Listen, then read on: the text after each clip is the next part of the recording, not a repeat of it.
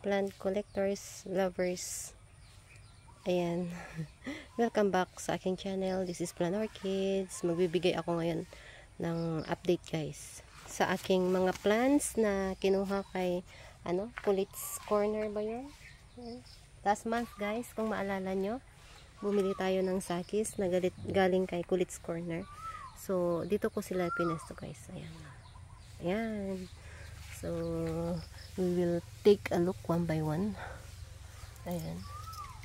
Hindi pa ako naglagay ng mga ID nila guys. Ayan. So, this is my Mina. Ayan. Si Mina. Ito naman si Black Crystal. Ayan. Si Black Crystal.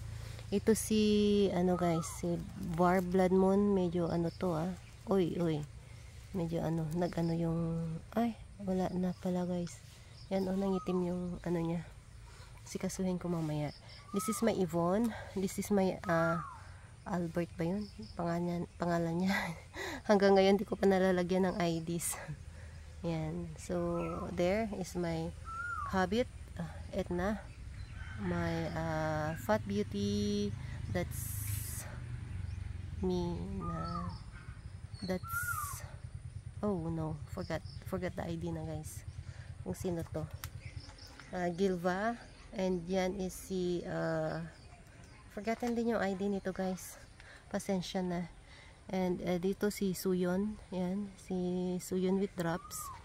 Ito hindi ko kilala yung mga yan. And that's my Love and War. Si Clava. Si Madimoisil. And si Blue Surprise. Kasama si yung free niya. Si ito. Koala. So far guys, wala naman na maalam. Parang ito lang. Sikasuhin ko mamaya kasi nag-block na yung stem niya guys, as you can see. Ayan.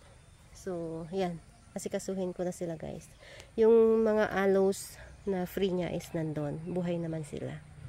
Sa kabilang plant rack po. Hope na nag-enjoy kayo sa video na to. So, don't forget to like, share, and subscribe para ayan, sa mga co-lovers, plant lovers natin dyan. Ayan. So, see you on my next plant sharing guys. Bye!